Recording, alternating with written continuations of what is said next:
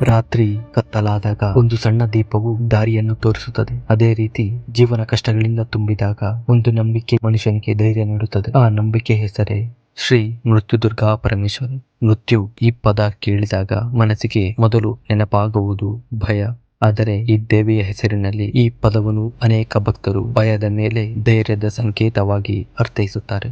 ದುರ್ಗಾ ಕಷ್ಟದ ದಾರಿಯಲ್ಲಿ ಬೆಳಕಾಗುವ ಶಕ್ತಿ. ಪರಮೇಶ್ವರಿ ಮಗುವಿನ ಕಣ್ಣೀರನ್ನು ಮಾತಿಲ್ಲದೆ ಅರ್ಥ ಮಾಡಿಕೊಳ್ಳುವ ತಾಯಿ. ಕಾಂಡ್ಯದ ಈ ಪವಿತ್ರ ಸನ್ನಿಧಿಗೆ ಬರುವ ಪ್ರತಿಯೊಬ್ಬ ಭಕ್ತನ ಕತೆ ವಿಭಿನ್ನ, ಆದರೆ ಅವರ ಹೃದಯದ ಪ್ರಾರ್ಥನೆ ಒಂದೇ. ದೇವಿಯ ಮುಂದೆ ಯಾರೂ ಶ್ರೀಮಂತರಲ್ಲ, ಯಾರೂ ಬಡವರೂ ಅಲ್ಲ, ಯಾರೂ ದೊಡ್ಡವರಲ್ಲ, ಯಾರೂ ಚಿಕ್ಕವರೂ ಅಲ್ಲ. ಉಳಿಯುವುದು ಒಂದೇ ಸಂಬಂಧ, ಭಕ್ತ ಮತ್ತು ತಾಯಿ.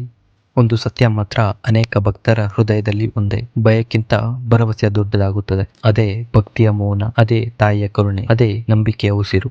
ಶ್ರೀ ಮೃತ್ಯುದುರ್ಗಾ ಪರಮೇಶ್ವರಿ ಒಂದು ದೇವಿಯ ಹೆಸರು ಮಾತ್ರವಲ್ಲ, ಲಕ್ಷಾಂತರ ಹೃದಯಗಳಲ್ಲಿ ಇನ್ನೂ ಬೆಳಗುತ್ತಿರುವ ಒಂದು ದೀಪ.